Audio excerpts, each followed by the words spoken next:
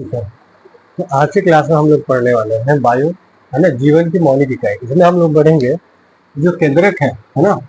केंद्रक में क्रोमोसोम पाए जाते हैं, और जो क्रोमोसोम होते हैं जो कोशिका को क्या करते हैं विभाजन के समय, है ना, विभाजन जब कोशिका विभाजन होता है उस समय देखेंगे कि ये सारा आपका दिखाई देता है ना।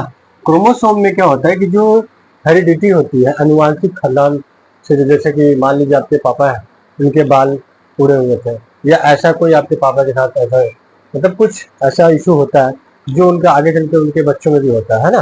तो इस तरीके का जो प्रॉब्लम होता है जिसको बोलते हैं हेरिडिटी या अनुवांशिकता, वो सारे गुण इसी के अंदर में रहते हैं, है ना। जो क्रोमोसोम होते हैं इसमें अनुवांशिक से रिलेटेड जितने भी गुण होते हैं और जितने भी रिलेटेड इंफॉर्मेशन होते हैं, सूचना होती है, सब उनमें जमा होती है ना। और क्या करता है वो माता पिता, है ना, से डीएनए में डीऑक्सी न्यूक्लिक अम्ल अणु के रूप में क्या होता है अगली संतान मतलब अगले पीढ़ी उसके बच्चों में वो चीजें, जैसे जो भी प्रॉपर्टी जो भी गुण हो, जैसे उनके मामा माता या पिता में, बच्चों के माता पिता में जिस तरीके से गुण होता है वो आगे चल के ये आपका जो डीऑक्सी न्यूक्लिक अम्ल होता है ना, इनके अणुओं के रूप में अगली संतान तक ये पहुंच जाता है ना। चलिए, क्रोमोसोम का क्या होता है। क्रोमोसोम जो अभी हम लोग देखे डीऑक्सी न्यूक्लिक अम्ल, है ना, तथा प्रोटीन, ये जो बने होते हैं ना डीएनए, ये डीएनए जो बने होते हैं डीएनए, है ना, ये बने होते हैं आपके प्रोटीन के। किसके बने होते हैं? प्रोटीन के बने होते हैं। और डीएनए की बात करें तो ये अणु में जो होते हैं, डीएनए के अणु में कोशिका निर्माण व संगठन की जितनी भी सभी इंफॉर्मेशन होती है ना, ये सारी इंफॉर्मेशन इसके अंदर मौजूद होती है। और साथ साथ डीएनए के, है ना, अगर डीएनए की क्रियात्मक खंड की बात करें, है ना, उसे हम लोग क्या कहते हैं? उसे हम लोग जीन कहते हैं। क्या कहते हैं? जो डीएनए की क्रियात्मक खंड होती है उसे क्या कहते हैं? हम लोग जीन कहते हैं। ठीक है, चलिए अब आगे देखते हैं हम लोग यहाँ पे जीन क्या।